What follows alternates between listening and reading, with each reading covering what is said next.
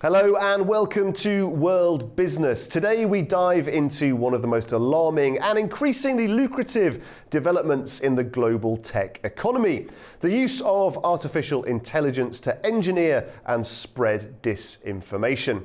Well, what started as low-level online manipulation has rapidly evolved into a sophisticated business model with marketing groups, political strategists and private data firms deploying AI to influence opinions, change behaviors, and in some cases actively destabilize markets. Industry analysts estimate that over 70% of major firms now use AI tools to shape public messaging, while startups specializing in synthetic media generation are attracting record levels of investment.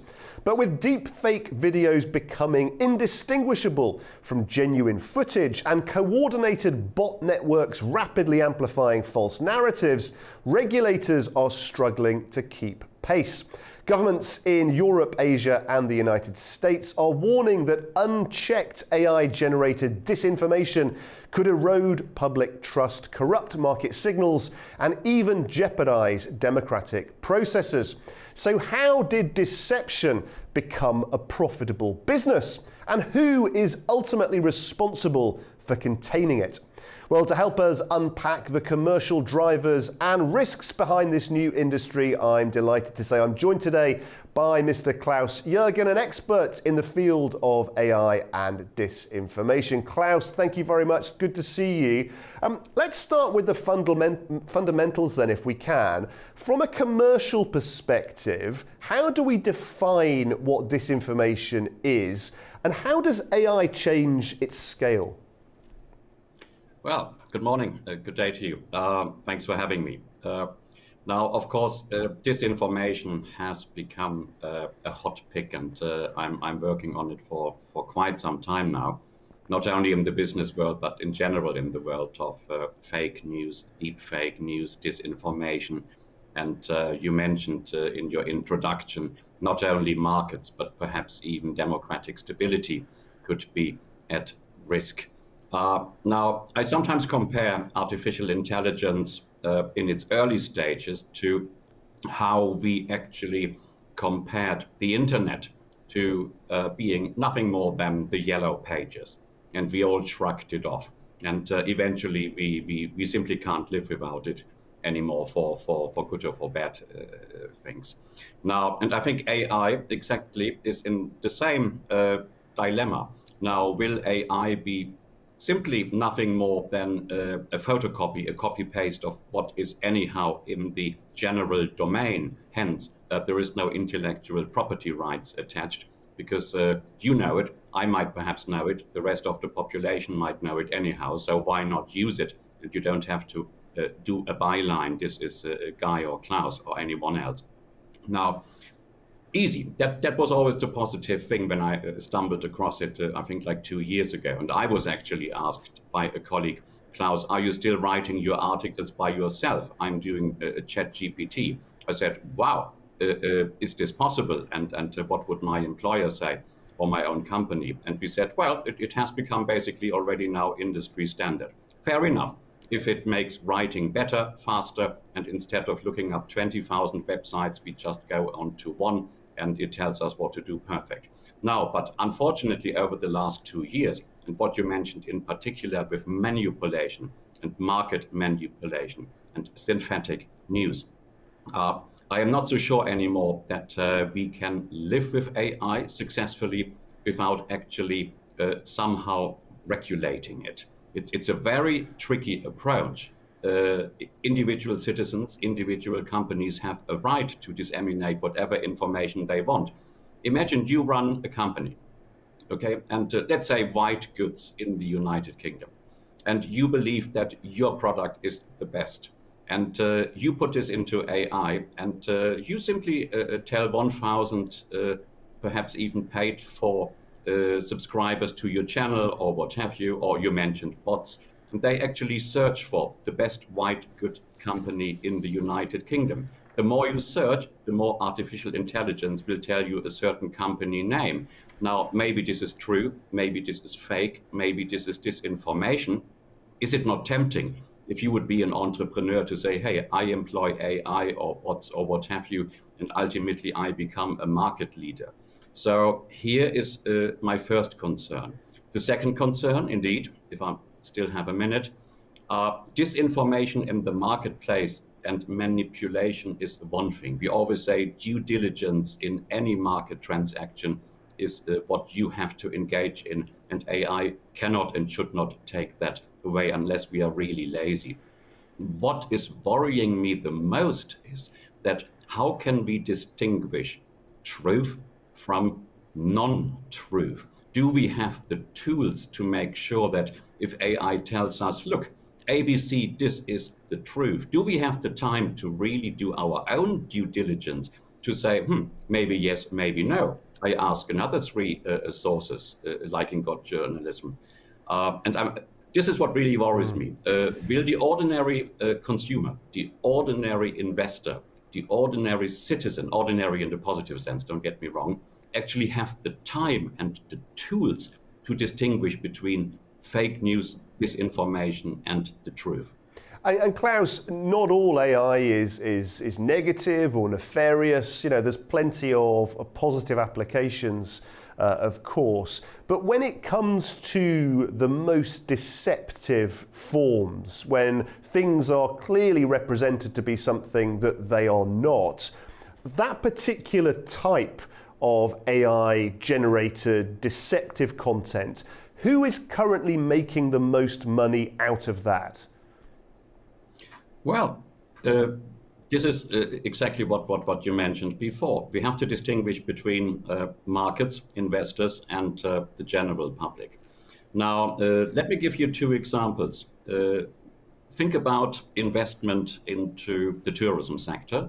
Think about the concept of slow cities and sustainable neighborhoods, as it so happens, one of the topics I recently published about. Now, if you would go into AI and you would be an investor and you want to invest into passive houses, the passive house technology, for example, you would use water for heating and the water is recycled, what have you. I don't want to go into that, of course, now here. Now, previously, you would have to do your own due diligence and find out which company is actually manufacturing this technology and passive houses. Where is their market, where is the balance sheet, what is their trading volume, and what have you. Now, things have changed dramatically. And that's what I did for this particular book contribution. If you really go into it and you type the correct keywords will direct you immediately into a certain market segment. And I did this with Germany. As it so happens, one company is specializing in it, how to insulate those passive houses. Now, first of all, the company name did not appear. But if you type the question differently with different keywords, you eventually come to almost the name of the owner of the company. And basically, AI would tell you, well, there is no competitor. Please Google this particular region and you come to the company. I think this is deception. This is deception 2.0. Now think you want to invest into a market. Think you have some spare money and you want to invest into new technologies, but you have no clue. Not you, of course, but think. You want to invest into a startup which, like these shows on our friends' programs, asking young entrepreneurs to come and present their business plans. Now, yes, of course, they still come in person to present a business plan. Does it make sense or is it all a joke? And then you have a business angel investing on it. Now, imagine these events would no longer take place and investors would simply go into AI and say, I need a startup in technology sector A, B, and C. And enough people have already used AI and perhaps even bots. And like Google, on top of it comes a couple of company names, a couple of individual names. And you just trust the internet. You say, hey, of course, let's get in touch. So who is profiting? Not necessarily the startup as such, but the companies which are managing the flow of information and which very often are totally biased, sometimes manipulating outright. So you mentioned, I always say we have to take the rough with the smooth. I don't want to be devil's advocate and say AI is completely wrong. I want to give a few positive examples as well. later on, if I may. And we've all seen, I think, examples of this deep fake technology, individuals on social media creating things that clearly haven't happened. We've seen it in entertainment. But are we also now starting to see big commercial firms, big famous brands also starting to invest in that sort of technology? Yes, of course. Commercials are a very good example. Now, normally you would need to do a market analysis. Me teaching business administration in the past, and you need to do a market analysis and usually a SWOT analysis at the same time. The strengths, weaknesses, opportunities, and threats. You want to have a fair market share. Okay. Now, how do you get the consumer? You get the consumer by convincing the consumer that your product or your service is actually the best. Now, if the algorithm tells you exactly what the consumer supposedly needs, and you then tailor-make a marketing strategy according to these algorithms, chances are that you reach customers you have never reached before. And how is this possible? Because all of us actually leave a trace on the internet I mentioned before. It's no longer the yellow pages and then you close the book. Actually, you leave a trace. The more you search, the more you can be traceable. And this, of course, pushes certain companies to the top. So this is the marketing, I would not say has become easier. If I would be now a marketing strategy expert at a huge, let's say, multinational company, and I would use AI, of course, not only to promote my own company, but actually to find out what does the consumer want. And for this, I need the algorithm, and for this, I need the traceability. And this is all available. So companies who would actually say, okay, I'm not giving you 1,001 individual telephone numbers, and you do cold calling and try to convince them to buy my white goods, what I mentioned before. But I actually give you thousands, perhaps millions of potential customers you can reach via online tools. And since these guys are online 24/7 anyhow, chances are you don't even have to pick up the telephone anymore, because you see exactly what large numbers of consumers via their traceability seem to want. Fair enough, if your product is really perfect, if it is affordable, if it is a market leader, it's just a new strategy. From here to the disinformation and creating fake news, it's a very, very thin line. It is a balancing act. This brings me back to my initial point. Should we regulate it or not? How can it be regulated? Your guess would be as good as mine. Klaus, I met with some venture capitalists recently in London for a very interesting conversation. One of the points they made was that sometimes the established way in which decisions are made about where venture capitalists are going to invest is actually not based on what's the best idea or the most exciting design or the most interesting or qualified management team.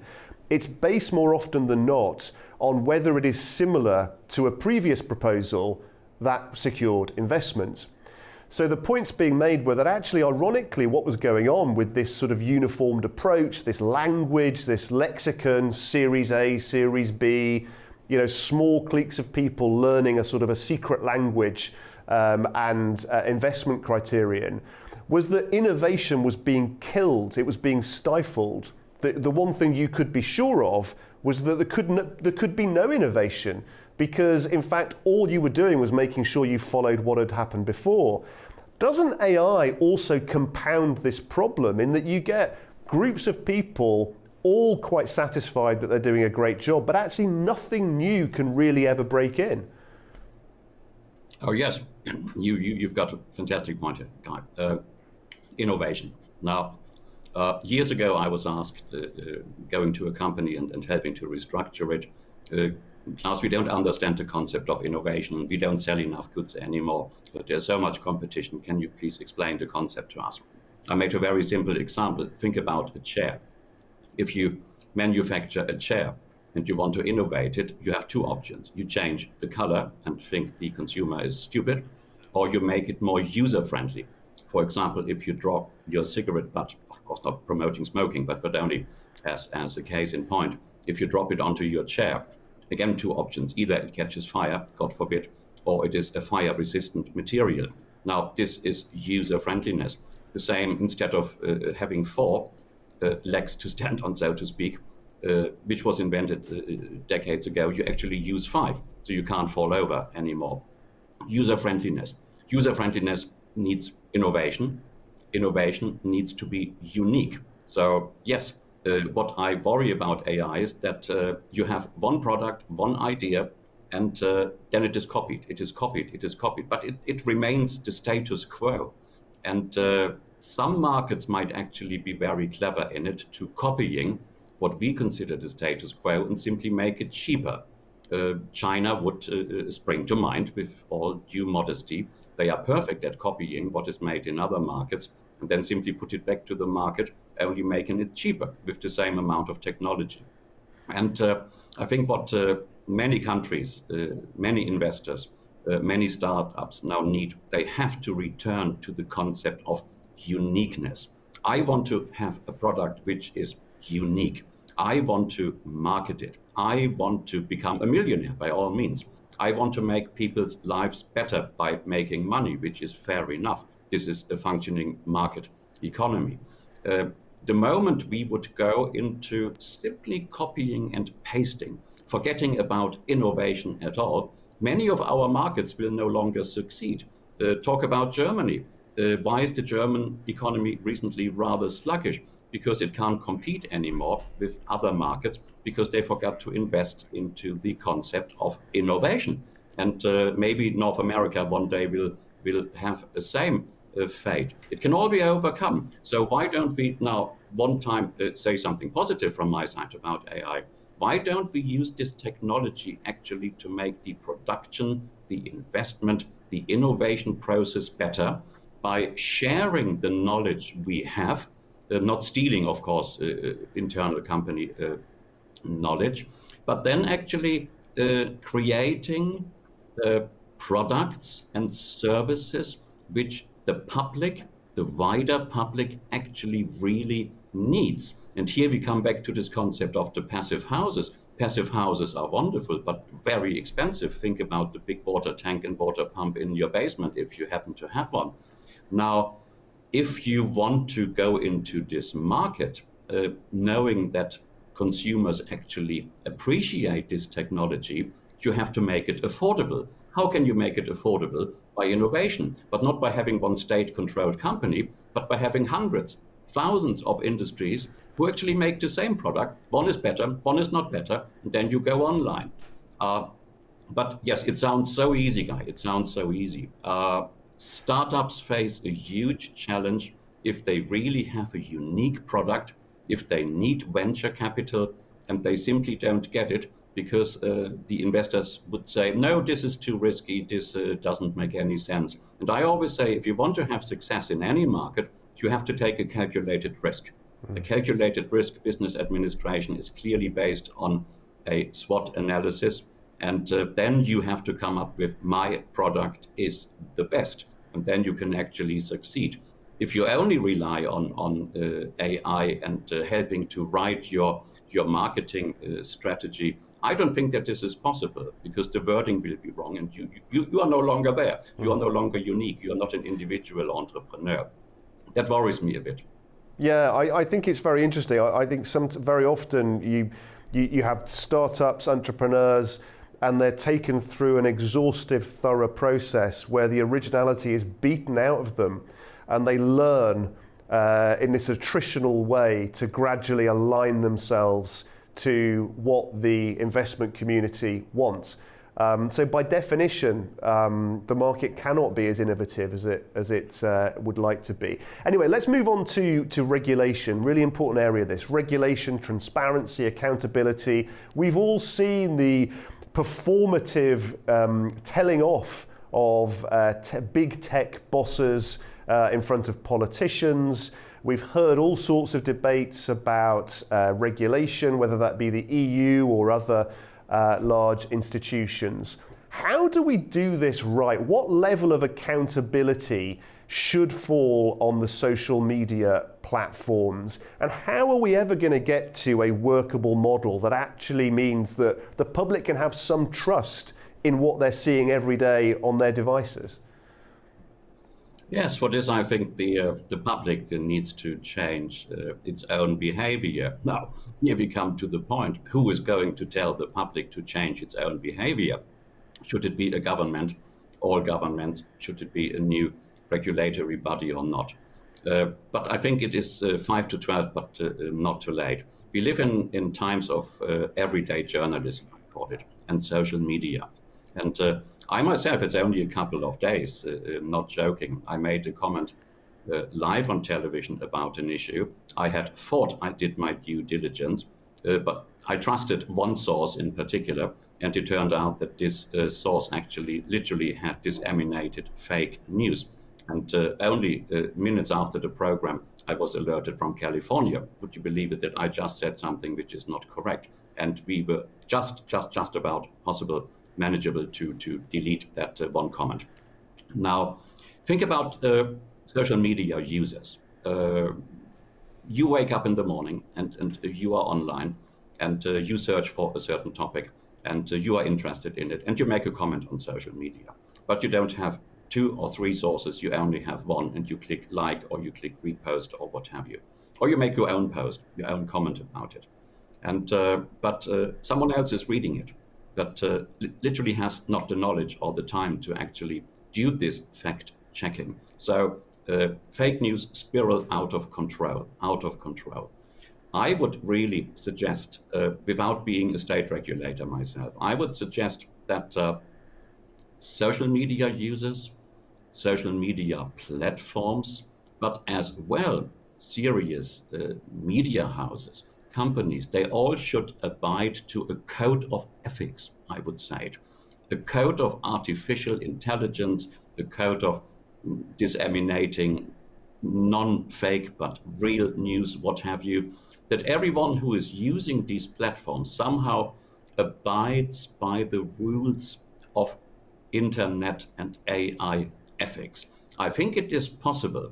And you know, in the long run, it would actually help, coming back to your initial point, investment and markets, venture capital and startups.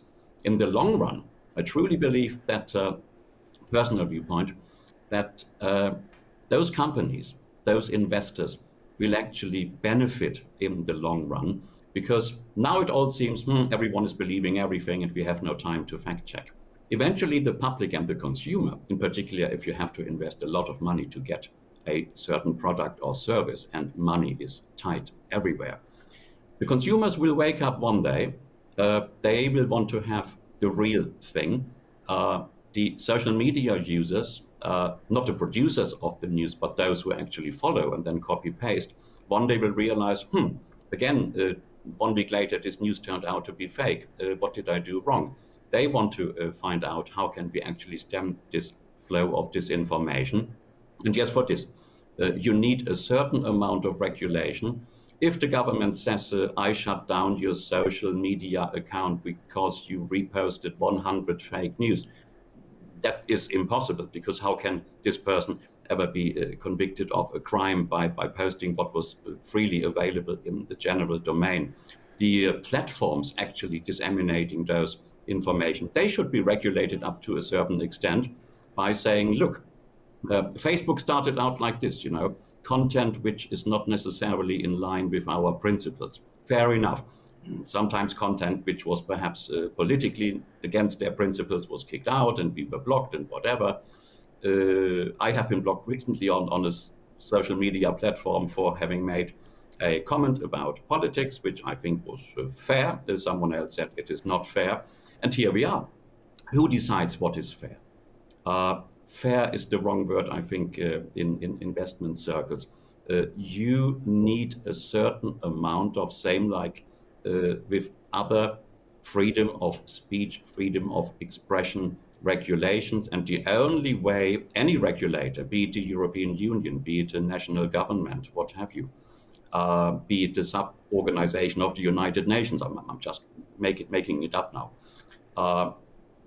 Those regulatory efforts must be must be based on something else, not only a SWOT analysis, but a regulatory impact analysis. How will this new regulation impact actually freedom of expression? And when do we start to curtail freedom of expression? It's a very, very thin line, again, a balancing act. But I think it has to be done. It is getting out of hands, out of proportion. Fake news, dissemination about product, services, and about politics, of course. About universities, about the best train connections, what have you. It is getting out of hands. Somehow the international community should still allow freedom of expression, but must make sure that we are not taken for a ride, so to speak. Yeah, a huge challenge indeed. Will it happen? Will we get that balance right? We'll have to wait and see. In the meantime, Klaus, thank you very much indeed for joining us. Thank you, Guy. Thanks. Pleasure. Now let's take a look at the other top business stories making the headlines this week. The Federal Reserve two-day policy meeting in July ended with rates remaining unchanged. The Fed officials saw a number of economic factors which are still creating uncertainty. Chief among them, the start of President Donald Trump's tariffs. It's still unclear how much of an impact the new trade policies will have on the US economy. The minutes noted that considerable uncertainty remained about the timing, magnitude, and persistence of the effects of this year's increase in tariffs. The officials expressed that the tariffs will have uncertain effects, which creates the possibility of inflation expectations becoming unanchored. Simply put, no one knows whether tariffs will push up inflation, and if so, by how much. There was also concern over a weakened labour market. It was the fifth meeting running that the Federal Reserve voted to keep rates steady. But leaving rates unchanged last month was not a unanimous opinion.